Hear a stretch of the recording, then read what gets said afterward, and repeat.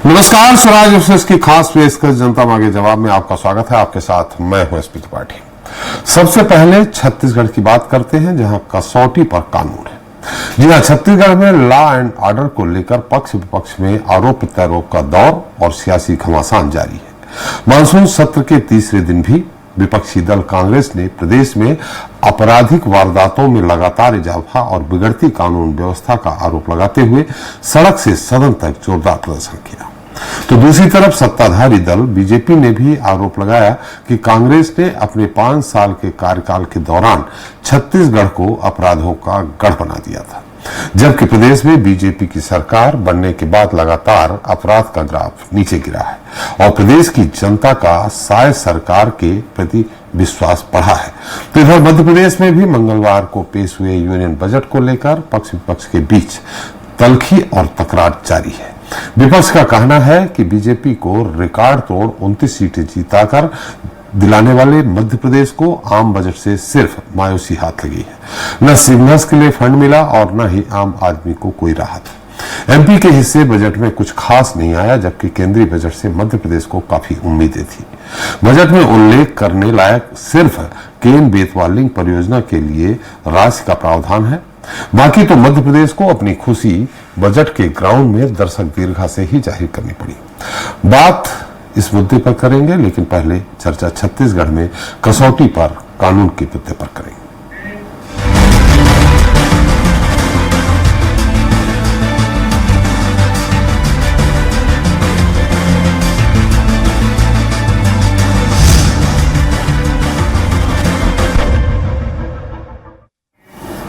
तो छत्तीसगढ़ विधानसभा के मानसून सत्र के तीसरे दिन विपक्ष ने प्रदेश में बिगड़ती कानून व्यवस्था को लेकर सदन से सड़क तक जोरदार प्रदर्शन किया। एक तरफ विपक्ष ने पहले सदन में कानून व्यवस्था को लेकर स्थगन प्रस्ताव लाकर चर्चा कराने की मांग को लेकर जमकर हंगामा किया, तो दूसरी तरफ कांग्रेस के तमाम दिग्गजों ने सड़क पर उतरकर सख्त प्रदर्शन भी किया। वहीं कांग्रेस के प्रदर्शन को लेकर सत्ताधारी दल बीजेपी ने तंज कसते हुए इसे महज राजनीतिक नौटंकी करार दिया। इस पर चर्चा करेंगे, लेकिन पहले देख लेते हैं छत्तीसगढ़ से हमारी खास रिपोर्ट। कानून व्यवस्था पर पक्ष विपक्ष में तकरार, सदन से सड़क तक सियासी घमासान। जी हां, छत्तीसगढ़ विधानसभा के मानसून सत्र के तीसरे दिन विपक्ष ने प्रदेश में बिगड़ती कानून व्यवस्था को लेकर सदन से सड़क तक जोरदार प्रदर्शन किया है। एक तरफ विपक्ष ने पहले सदन में कानून व्यवस्था को लेकर स्थगन प्रस्ताव लाकर चर्चा कराने की मांग को लेकर जमकर हंगामा किया, तो दूसरी तरफ कांग्रेस के तमाम दिग्गजों ने सड़क पर उतरकर शक्ति प्रदर्शन किया है। प्रदेश में चरमराते लॉ एंड ऑर्डर और बलौदाबाजार हिंसा के मुद्दे को लेकर प्रदेश प्रभारी सचिन पायलट की अगुवाई में बड़ी संख्या में कांग्रेस कार्यकर्ताओं ने विधानसभा के घेराव का प्रस्ताव किया। प्रदेश प्रभारी पायलट में बड़ी संख्या में कांग्रेस कार्यकर्ताओं ने विधानसभा के घेराव का प्रयास किया। इस दौरान कांग्रेस कार्यकर्ता पुलिस कर्मियों के बीच तीखी झड़प हुई। पुलिस ने कांग्रेस कार्यकर्ताओं पर हल प्रयोग भी किया। हालांकि कांग्रेस के वरिष्ठ नेता सिर्फ मंच तक ही सीमित नजर आए। वहीं सड़क पर पीसीसी चीफ दीपक बैज की अगुवाई में युवा नेताओं ने संघर्ष किया है। सरकार नाकाम हुई, इसके खिलाफ में जंगी प्रदर्शन हुआ शांतिपूर्वक। निश्चित रूप से अगर सरकार सुधर जाए नहीं तो आने वाला समय में इससे और बड़ा प्रदर्शन कांग्रेस पार्टी करेगी। बिल्कुल सरकार ने पूरे डर के वजह से पूरे प्रशासन मिलकर पूरे किलेबंदी कर दिए, लेकिन हमारा संघर्ष रुका नहीं है। हम संघर्ष करेंगे और सरकार को चेतावनी देते हैं, कानून व्यवस्था ठीक कर ले, नहीं तो हमारी लड़ाई जारी रहेगा। वहीं कांग्रेस के प्रदर्शन को लेकर सत्ताधारी दल बीजेपी ने तंज कसते हुए कहा कि कांग्रेस विधानसभा और लोकसभा चुनाव के बाद अपना जनाधार खो चुकी है। प्रदेश की जनता शायद सरकार के कामों से पूरी तरह संतुष्ट है और लगातार प्रदेशवासियों का सरकार के प्रति विश्वास बढ़ रहा है, जबकि कांग्रेस ने अपने कार्यकाल के दौरान प्रदेश को अपराध का गढ़ बना दिया था। पूरा देश ने देखा कि इन लोगों ने छत्तीसगढ़ को अपराध का गढ़ बना के रखा था। लॉ एंड ऑर्डर, कानून की व्यवस्था चरमरा गई थी। लूट, हत्या, अनाचार, दुराचार, बलात्कार सभी सीमा रेखाएं छत्तीसगढ़ में पार करके रख दिया था और उसका परिणाम भी हुआ। जनता ने इसको देखा और जनता ने और इसका परिणाम भी दिया। सरकार से हटा के धरना प्रदर्शन के माध्यम से हो, चाहे मीडिया में बयानबाजी करने को लेकर हो, लेकिन छत्तीसगढ़ की जनता जान चुकी है इनके इस प्रकार के धरना प्रदर्शन करने से कुछ नहीं हो सकता। छत्तीसगढ़ की जनता माननीय विष्णुदेव साय जी के नेतृत्व में जो सरकार चल रही है उससे संतुष्ट है। बहरहाल प्रदेश में बढ़ती आपराधिक घटनाओं को लेकर पक्ष विपक्ष के बीच तकरार और सियासी घमासान जारी है। दोनों तरफ से एक दूसरे के कार्यकाल में अपराध बढ़ने और कानून व्यवस्था बिगड़ने के आरोप प्रत्यारोप का दौर जारी है। ऐसे में देखना दिलचस्प होगा कि कानून की कसौटी पर जनता की नजर में किसकी सरकार खरी उतरती है। स्वराज एक्सप्रेस के लिए रायपुर से दिलीप साहू की रिपोर्ट। तो इस मुद्दे पर चर्चा करने के लिए हमारे साथ मौजूद हैं खास मेहमान हैं। मुकेश शर्मा जी हैं, बीजेपी प्रवक्ता, धर्मेंद्र सिंह ठाकुर हैं, कांग्रेस प्रवक्ता, राम अवतार तिवारी जी वरिष्ठ पत्रकार जल्दी हमारे साथ जुड़ेंगे, अजय त्रिपाठी हमारे संपादक हैं स्वराज एक्सप्रेस। आप सभी का हमारे खास कार्यक्रम में बहुत बहुत स्वागत है। धर्मेंद्र जी कैसे हैं आप? ठीक हैं? आवाज आ रही मेरी? बढ़िया सर, आशीर्वाद आपका। जी जी सर जी। धनंजय जी, जब भी कोई सरकार बनती है थोड़ा प्रदर्शन करने में आप लोग जल्दबाजी नहीं कर गए, थोड़ा टाइम देना चाहिए। भी 6 महीने 7 महीने हुए हैं और ऐसे में यही आरोप लगता है कोई भी व्यवस्था सुधारने में, अगर अव्यवस्थित हो गया है कोई मामला तो उसको सुधारने में समय लगता है। तो बीजेपी का यही कहना है कि आपके समय अपराध का गढ़ बन गया था, अब उसको सुधारा जा रहा है। आप लोग 6 महीने में ही कानून व्यवस्था के लिए बता दिया कि पूरी तरह से चरमरा गई है, ध्वस्त हो गई है। किस तरह से चरमरा गई है, ध्वस्त हो गई है?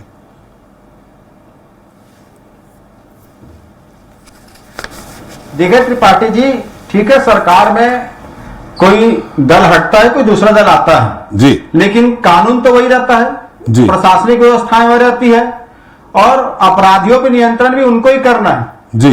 जब प्रशासन ठीक से काम नहीं करता ना, तो कहीं ना कहीं समझ में आता है कि सरकार चलाने वाले लोग अनुभवहीन है और वो जनता की सुरक्षा को लेकर गंभीर नहीं है जी।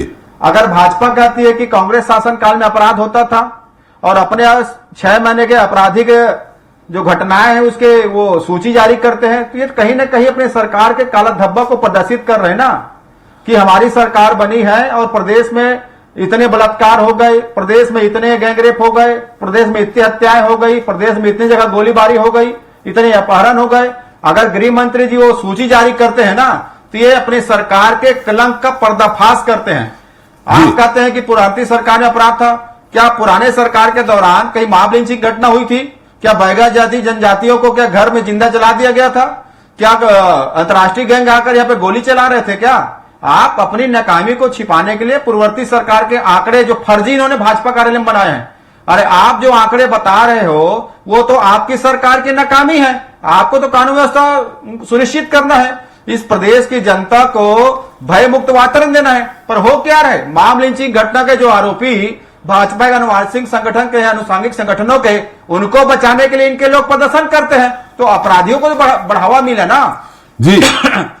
बलौदा बाजार की घटना को आप ले लीजिए जी। समाज अपने जो आस्था को चोट पहुंचा था, एक समाज की भावनाओं को जो आहत किया गया था, उसकी सीबीआई जांच की मांग कर रहे थे, पर यह सरकार तो अहंकार में ग्रसित है। पहले बिहार के 3 लोगों को गिरफ्तार किया गया, उसके बाद कानून व्यवस्था संभाल नहीं पाए, भाजपा नेता जाकर आंदोलन की अनुमति मांगते हैं सनम जांगड़े जी, और वहां पे किस प्रकार से घटना हुई, ये तो पूरे देश में इस प्रकार घटना कभी हुई नहीं है। तो इनके माथे का कलंक है ना, ये अपने माथे में लगे कलंक को धोने के लिए कांग्रेस पर आरोप लगा सकते हैं, लेकिन जनता को कैसे आश्वस्त करेंगे? आज प्रदेश में यह स्थिति हो गई है, सूर्यास्त के पहले बेटी और बहनें घर से बाहर निकलना नहीं चाहती। कोई कॉलेज में है, मार्केट में है, कोई प्राइवेट जॉब में, वो सूर्यास्त के पहले घर जाना चाहती है। व्यापारी के घर में जाके गोलियां चला दी जाती है और ये कहते कांग्रेस सरकार में खराब था। आपका तो अपराध दिख रहा है जी, मासूम बच्चों से बलात्कार हो रहे हैं, तो आप अपने कलंक के माथे को ढकने के लिए, हम तो जनता की आवाज उठा रहे हैं ना, हम कह रहे प्रदेश की जनता को आप सुरक्षा सुनिश्चित करिए और आपका दायित्व है। पर यहाँ के गृह मंत्री जी को बयान देने के अलावा कुछ आता है क्या? बयान दे देंगे, अरे जनता की चिंता कीजिए, कांग्रेस की चिंता मत करिए। हमने क्या किया नहीं किया जनता के बीच में है। आप तो 6 महीने में लोकप्रिय हो गए। जी जी, मुकेश जी से उत्तर ले लेते हैं। निश्चित तौर पे आपने बहुत सारी बातें कह दी। मुकेश जी एक तो आरोप लगा रहे हैं धनंजय जी की गृह मंत्री जी को बयान देने के अलावा कुछ भी नहीं आता है। बलौदा बाजार की घटना निश्चित ही बहुत ही शर्मनाक घटना रही है, वो उस पर तो निश्चित विपक्ष अगर उस पर सवाल नहीं खड़े किएगा तो फिर विपक्ष का मतलब क्या होता है। लेकिन बहुत सारी उन्होंने धनंजय जी बातें कही है कि आप अपनी अब अपनी जो बुराई है उसको छुपाने के लिए, जो आपकी कमजोरी है उसको छुपाने के लिए पिछली सरकार में हुए हत्या, बलात्कार, गोलीबारी, इस तरह के तमाम आंकड़ों की सूची जारी करते हैं। ये कांग्रेस का आरोप है। देखिए, कहीं ना कहीं कांग्रेस पार्टी लगातार हार से हताश, निराश, और उनको समझ में आ रहा है कि कांग्रेस पार्टी जैसे कोई स्थिति बनी है कोई है नहीं, तो कहीं ना कहीं सड़क में उतर के ये दिखाना चाहते हैं कि अभी हम हैं। और मजे की बात तो तब है, ये बड़ा हास्यास्पद बात है कि जनता के मुद्दों को लेके बड़ी संख्या में जनता को परेशान करने का काम। आज देखिए 25,000 से अधिक बच्चे स्कूल नहीं जा पाते हैं जी। पूरे के पूरे उस क्षेत्र में पंडरी जैसे बड़े मार्केट में पूरे व्यापार ठप पड़ जाता है। और ये 5 सालों में छत्तीसगढ़ को अपराधगढ़ बनाने वाले लोग, इनको आंकड़े सुन लीजिए। हत्या 4,500 से ज्यादा हत्या, 2,000 से अधिक लूट, 35,000 से ज्यादा आत्महत्या के मामले, अपहरण के मामले 10,000। ये आंकड़े मैं नहीं दे रहा हूं, ये आंकड़े भी इन्हीं के लोगों ने दिया हुआ है। तो कांग्रेस कहीं ना कहीं, और जनता ने बता दिया, इन्हीं के लोगों ने दिया है, मतलब इन्हीं के लोगों ने दिया है, मतलब ये आंकड़े, ये क्या आपको पुलिस मुख्यालय से मिले हैं? फर्जी आंकड़े लिख बैठे हैं। ये आंकड़े आप भी निकाल सकते हैं जी। कैसे निकलते हैं वो मालूम है, बहुत सारे डाटा रहते हैं। तो ये आंकड़े मैं दे रहा हूँ, ये आंकड़े को आप पुष्ट करवा लीजिएगा। नहीं, ये इसकी पुष्टि पास हो जाएगा। इसकी पुष्टि कंप्यूटर होगा, धनंजय जी एक मिनट, धनंजय जी एक मिनट, मैं सवाल कर रहा हूं। मुकेश जी, इसकी पुष्टि तो आधिकारिक तौर पे पुलिस मुख्यालय देगी, तो क्या ये पुलिस मुख्यालय ने आधिकारिक तौर पर इसकी पुष्टि दी है? ये पुष्टि मैं कर रहा हूं, आपके चैनल में बैठ के कर रहा हूं, आप इसको कंफर्म करवा लीजिएगा जी। कहीं ना कहीं, और कहाँ ये आंकड़े मिलते हैं ये सबको मालूम है जी। तो आप ये आंकड़े मैं जो बता रहा हूँ ये कांग्रेस के शासनकाल में और इससे ज्यादा है। धनंजय जी फिर आ जाऊंगा आपके पास, आप ही दोनों लोग सुन लीजिए जी। छत्तीसगढ़ के अंदर में जब जब कांग्रेस पार्टी की सरकार आई है, भय और आतंक का वातावरण बना है। ये प्रदेश की जनता जानती है। यही कारण है कि 5 साल के अंदर में ये बुरी स्थिति इनकी हुई, चाहे फिर विधानसभा चुनाव में हो चाहे लोकसभा चुनाव में है। जनता जनार्दन सर्वोपरि होती है लोकतंत्र के अंदर में। जनता का मोह भंग हुआ कांग्रेस पार्टी से, उसके पीछे कारण था कि इनका आपराधिक रिकॉर्ड, इनका इस तरीके से अपराधगढ़ छत्तीसगढ़ को बना देना। और अब कांग्रेस पार्टी जब अपने आपसी लड़ाई से उनको लग रहा है कि कांग्रेस पार्टी समाप्त होते दिख रही है, तो उसको अपना अस्तित्व दिखाने के लिए इस प्रकार का असफल प्रदर्शन कर रहे हैं। यह भी प्रदर्शन सफल नहीं हुआ। जो ये संख्या बताए थे वो हुआ नहीं। इनके नेता मंच में बैठे रहे, कार्यकर्ता निकले जरूर, लेकिन कहीं ना कहीं उनकी संख्या इतनी कम थी, तो ये प्रदर्शन में लोगों को परेशानी हुई। अन्यथा विधानसभा घेराव के लिए और भी इनके तरीके थे, और भी दूसरे ढंग से हमने भी किया था पहले ये कार्यक्रम, लेकिन पीरता जैसे जगह में दूर में जाके, ताकि जनता को परेशानी नहीं हो। लेकिन जनता के मुद्दे को लेकर जनता को परेशान करना, ये दिखाता है कि कांग्रेस की मानसिकता क्या है। इनको जनता के मुद्दों से लेना देना नहीं है, इनको अपना जमीन बचाना है। कांग्रेस पार्टी डूबती हुई, कांग्रेस पार्टी डूबती हुई कैसे कह रहे हैं मुकेश जी? डूबती हुई कैसे कह रहे हैं? देखिए, चुनाव के परिणाम बताते हैं कि छत्तीसगढ़ के अंदर में भारतीय जनता पार्टी का लगातार सफलता और कांग्रेस पार्टी से लोगों का मोह भंग हो जाना, कांग्रेस पार्टी की आंतरिक कला, हताश, निराश, अपने आंतरिक कला से जूझती हुई कांग्रेस पार्टी चलिए। को आप क्या कहिएगा? बिल्कुल बिल्कुल बिल्कुल कैसी है, धनंजय जी कुछ कहना चाह रहे हैं, लेकिन जो आपने आंकड़े प्रस्तुत किए हैं, देखिए देर से आते हैं, निश्चित तौर पे 6-8 महीने साल भर बाद ये आंकड़े आएंगे, लेकिन एनसीआरबी की रिपोर्ट में जब ये आंकड़े आएंगे जो आप आज देख रहे हैं, तो इसका कभी मिलान होगा। अगर सही आंकड़े हैं तो निश्चित तौर पर एनसीआरबी की रिपोर्ट में आ जाएगा वो आंकड़ा। हम धनंजय जी आपके पास आ रहे हैं। अजय जी, हम आपसे इस मुद्दे पे टिप्पणी चाहते हैं, फिर उसके बाद रामतौर तिवारी जी भी हमारे साथ जुड़ गए, उनके पास चलते हैं। अजय त्रिपाठी जी। नहीं, देखिए आंकड़े की जो जहां तक बात है कि एससीआरबी एनसीआरबी को जो आंकड़े जाते हैं एसपी साहब, वो पहले एससीआरबी के पास जाते हैं, स्टेट क्राइम रिकॉर्ड ब्यूरो जो होता है उसके पास जाते हैं, और निश्चित रूप से कंपाइल किए गए आंकड़े होंगे स्वाभाविक रूप से, अगर वो कह रहे हैं। लेकिन एक बात माननी पड़ेगी, आज जो प्रदर्शन था, मुकेश जी को भी माननी पड़ेगी, आज जो प्रदर्शन था कांग्रेस का, वो बड़ा दमदार प्रदर्शन था, बड़ी काफी संख्या में भीड़ थी। जगह समझ अलग का विषय अलग हो सकता है और समय का वैसे अलग हो सकता है, लेकिन विधानसभा सत्र चल रहा है। विधानसभा सत्र के समय जिस कांग्रेस को अब बड़ी डूबती हुई और बहती हुई और चली गई कांग्रेस मान रहे हैं, उसने अगर जिस तरह से प्रदर्शन किया, जो हम लोगों ने विजुअल्स देखे, जो हम लोगों ने वहां से बातचीत की लोगों से, वो निश्चित रूप से काबिल तारीफ है कि अच्छा प्रदर्शन किया और विपक्ष को इतनी मजबूती के साथ अपनी बात रखना ही चाहिए। जी तिवारी जी, आपका बहुत बहुत स्वागत है, आप देर से आए। आज का प्रदर्शन कैसा रहा? ठीक है, कोई भी सरकार बनती है तो कम से कम 1 साल 1.5 साल समय होता है, फिर आक्रामक होता है विपक्ष, लेकिन अभी ऐसा लग रहा है कि कांग्रेस अभी से पूरी तरह से आक्रामक हो गई है।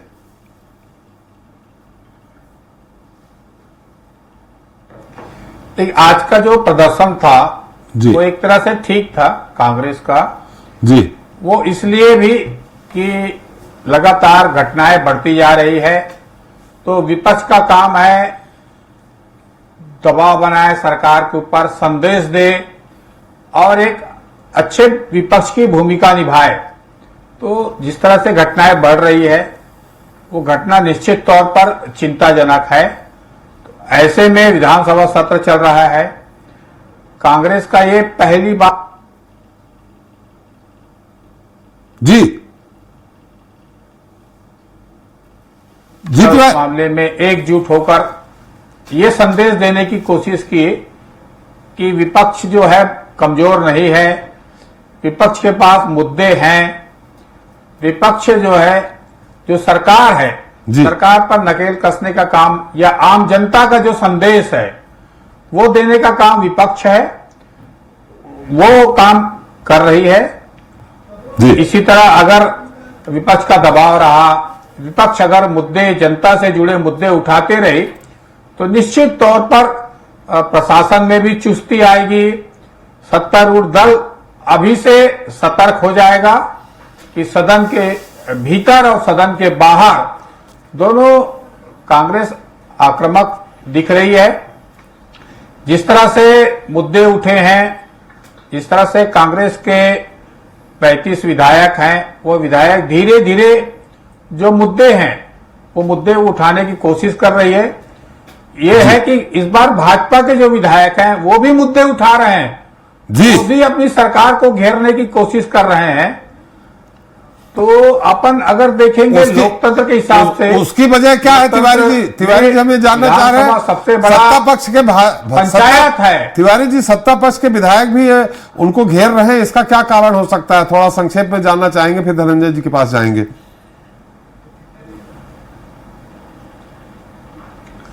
भाई, सत्ता पक्ष के वो विधायक जो मंत्री नहीं बन पाए हैं जी, जो विधायक सक्रिय हैं जी, जिस तरह से मुद्दे हैं, जनता से जुड़े मुद्दे हैं, उन मुद्दे को उठा रहे हैं जी। इसमें 2 तरीके से देख सकते हैं कि हम पीछे रमन सिंह सरकार के समय देखते थे, देवजी पटेल लगातार अपनी सरकार को घेरते थे, चाहे प्रदूषण का मामला हो, चाहे उद्योग का मामला हो, चाहे ग्रामीण इलाके मुद्दे, जिस तरह से वो घेरते थे जी। उसी तरह से राजेश मूणत जी हैं, अजय चंद्राकर हैं या धर्म कौशिक हैं, जो विधायक हैं, वो जानते हैं कि भीतर में क्या समस्या है, जनता की क्या समस्या है और प्रशासन किस तरह से काम कर रहा है। आप त्रिपाठी जी पुराने अनुभवी हैं, आप जब खुद जानते हैं, इस तरह से विधानसभा में मुद्दे उठने से जी, जो प्रशासन में सक्रियता आती है जी, लुंज पुंज प्रशासन है, वो उसको लगता है कि एक जवाबदेही सरकार जवाबदेही प्रशासन बनना पड़ेगा जी। तो इस तरह से कोशिश हो रही होगी सत्तारूढ़ दल के द्वारा कि जिस तरह से प्रशासन चल रहा है बहुत मजबूती से है। दूसरे कारण ये भी है कि अभी कांग्रेस की सरकार थी, कांग्रेस की सरकार की कई गड़बड़ियां थी, उन गड़बड़ियों को भी उठाया जाए और मौका है। भाजपा के पास उसकी सरकार है, कुछ मुद्दे छूट गए हैं तो उस तरह से मुद्दे उठाकर कांग्रेस को और जो आक्रामक बनने की कोशिश कर रही है वो थोड़ा ठंडा बैठ जाए जी। वो अभी से जिस तरह से लगातार मुद्दे उठा के सरकार को सरकार को घेरने की कोशिश कर रही है उसका एक जवाब है जी। कि आपकी सरकार में खरीदी में इस तरह से घपले हुए थे, कानून व्यवस्था में ये मुद्दे थे, आदिवासियों के ये मुद्दे थे, पंचायतों के इस तरह के मुद्दे थे। तो उन मुद्दे को अभी भी जो भाजपा है वो उठाने की कोशिश कर रही है कि गड़बड़ियां हुई है, जांच हो रही है, जांच की घोषणाएं हुई है, जांच का रिजल्ट नहीं है। जैसे कल राजेश मूलत जी बोल रहे थे कि जांच की घोषणा तो हो जाती है, एक भी जांच की रिपोर्ट नहीं आई है। तो कई दृष्टिकोण रहते हैं, राजनीतिक दृष्टिकोण भी है, प्रशासनिक दृष्टिकोण भी है, जनता से जुड़े आम सवाल भी हैं जी। तो तीनों तरह के सवाल सदन में सत्ता पक्ष के द्वारा विपक्ष के द्वारा उठ रहे हैं। ये स्वतंत्र और निष्पक्ष और अच्छा लोकतंत्र के संकेत भी मान सकते हैं इसके। बिल्कुल तिवारी। राजनीतिक जो पूठ है वो बाद में दिखेगा है कि नहीं है। फिलहाल तो जनता को जो है वो मुद्दे उठ रहे हैं, जनता की समस्याएं उठ रही है, भ्रष्टाचार के जो मुद्दे हैं उसमें नकेल कसने की कोशिश हो रही है। इस पैमाने में देख सकते हैं विपक्ष मजबूत होना चाहिए निश्चित तौर पर स्वस्थ लोकतंत्र के लिए। बहुत अच्छा संदेश दिया कांग्रेस पार्टी ने, धनंजय जी बहुत अच्छा संदेश दिया कि मजबूत विपक्ष है। कानून व्यवस्था को लेकर या अन्य मुद्दों को लेकर आपने पूरे प्रदेश में बहुत अच्छा संदेश दिया, इसके लिए बधाई। लेकिन एक बहुत अच्छा संदेश जो आप दे रहे हैं वो संदेश उन बच्चों तक भी गया है जो स्कूल, आप जिस जगह पे आपने प्रदर्शन किया उस जगह ज्यादातर रायपुर की सरकारी स्कूल हो चाहे प्राइवेट स्कूल हो उस तरफ ही है। तो उन बच्चों तक भी संदेश पहुंच गया कि आज कोई प्रदर्शन हुआ है। उनको ये नहीं मालूम प्रदर्शन किस बात का हुआ होगा, निश्चित पढ़ने वाले बच्चे, छोटे छोटे मासूम बच्चे हैं। और व्यापारियों को भी वो संदेश आपने दे दिया, उनके प्रतिष्ठान बंद रहे, उनको भी परेशानी हुई।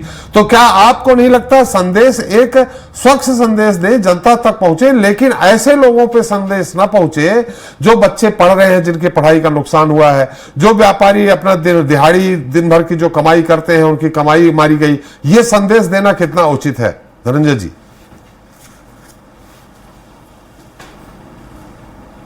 देखिए आपने बहुत बढ़िया सवाल उठाया है त्रिपाठी जी। उसके पहले मैं मुकेश शर्मा जी के जो आंकड़े है उसका जवाब दे देता हूं। आपने उनसे पूछा क्या ये आंकड़े पुलिस विभाग ने जारी किया है जी। ये कहते हैं पुलिस विभाग ने जारी नहीं किया, इसकी पुष्टि मैं करता हूं। क्या मुकेश शर्मा जी इस प्रदेश के डीजीपी हैं? क्या प्रदेश के गृह सचिव हैं? गृह मंत्री हैं? आंकड़े कहाँ से मिलते हैं? इतनी जानकारी रखो, इतनी जानकारी रखो, उसके बाद बात करो। भाजपा कार्यालय बैठ के आंकड़े ले आना वो नहीं होता है। मुकेश जी मैं आपके पास आ जाऊंगा। दूसरी बात सुन लीजिए ना, मुकेश जी सुन लीजिए। मुकेश जी धनंजय जी की बात, फर्जी आंकड़े लगाते हैं, जनता को गुमराह करते हैं। जाइए, मेरा फर्जी आंकड़े लगाते हैं, जनता गुमराह कर रहे हैं। पुष्टि बलात्कारियों को बचाने वाले पार्टी, हत्यारों को बचाने वाले पार्टी, चाकूबाजों को संरक्षण देने वाले पार्टी, फर्जी आंकड़े बैठे हो, अपराध फर्जी आंकड़े लग बैठे हो, भाजपा का राजनीति बैठे हो। हमारे दूसरी बात सुन लीजिए, अरे बलात्कारियों का समर्थन भाजपा, हत्यारों को बचाने के लिए प्रदर्शन करने वाली भाजपा, चाकूबाजों की पार्टी भाजपा, तस्करों की पार्टी भाजपा, आंकड़े भाजपा करने के लिए बैठे हो। मुकेश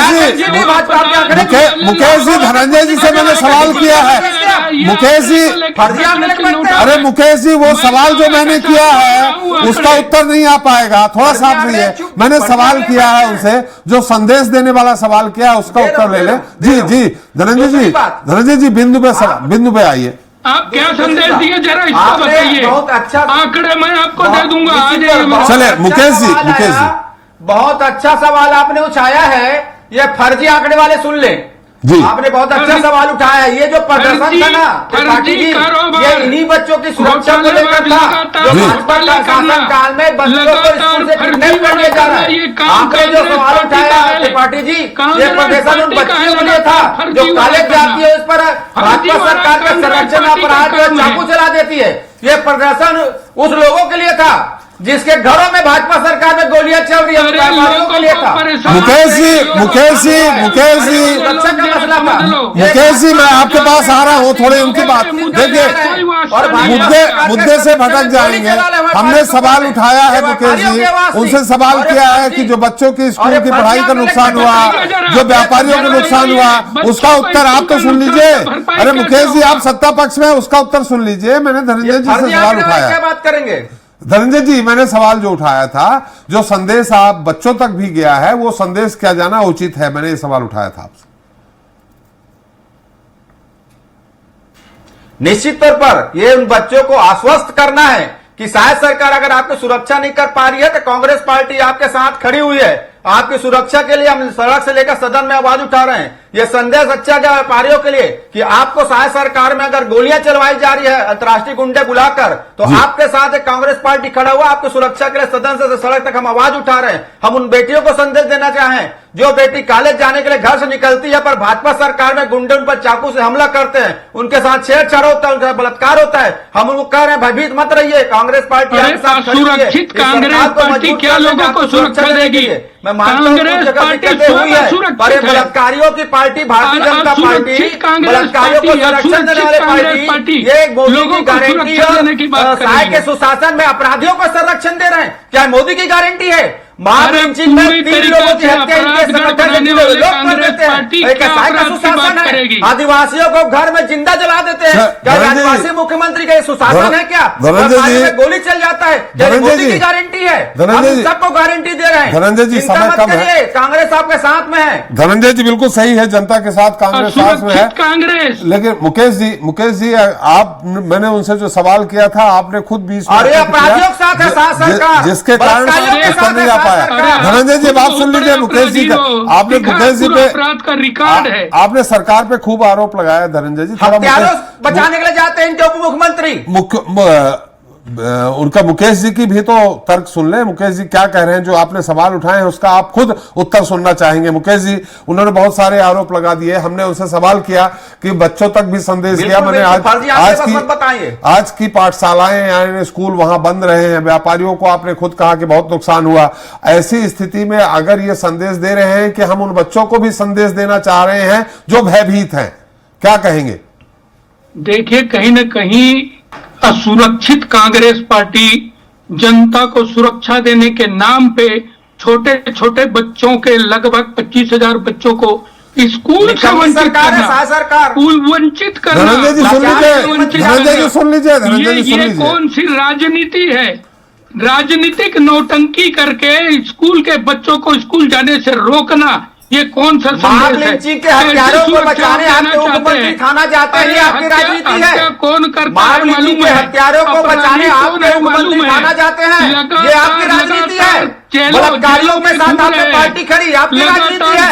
चलिए मुख्यमंत्री धनंजय जी, मुकेश जी, हमारा समय समाप्त हो रहा है। समय समाप्त हो गया है। आपके मुख्यमंत्री का काम में जू नहीं रंगता। धनंजय जी, मुकेश जी, मेरा समय समाप्त हो गया। तिवारी जी, अभी हम आपके पास इसलिए नहीं आ सकते। 20 शहर में आदिवासी बच्चे। धनंजय जी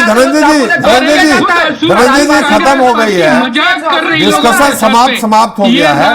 तिवारी जी, मैं आपके पास दूसरा सवाल इसलिए लेकर नहीं आ पाया, थोड़ा देरी से हमारी आपकी मुलाकात हुई, हमारी आपकी बात हुई। बहुत बहुत धन्यवाद तिवारी जी आपका, मुकेश जी आपका, धनंजय जी आपका हमारे साथ चर्चा में जुड़ने के लिए और अपना अमूल्य समय देने के लिए। तो आज हमने चर्चा की छत्तीसगढ़ में कानून व्यवस्था को लेकर पक्ष विपक्ष के अपने अपने दिए जाने वाले तर्क और वितर्क की। विपक्ष जहां ये आरोप लगाते नहीं थक रहा कि जब से प्रदेश में बीजेपी की सरकार आई है तब से कानून व्यवस्था के मामले में सरकार चौतरफा नाकाम साबित हुई है। तो वही सत्ता पक्ष का कहना है कि पिछले 5 साल की भूपेश सरकार में कानून व्यवस्था पूरी तरह से चरमरा गई थी और छत्तीसगढ़ अपराध का गढ़ बन चुका था, जिसको दुरुस्त करने के लिए साय सरकार पूरी तरह से कटिबद्ध है। ये तो बात हुई छत्तीसगढ़ की।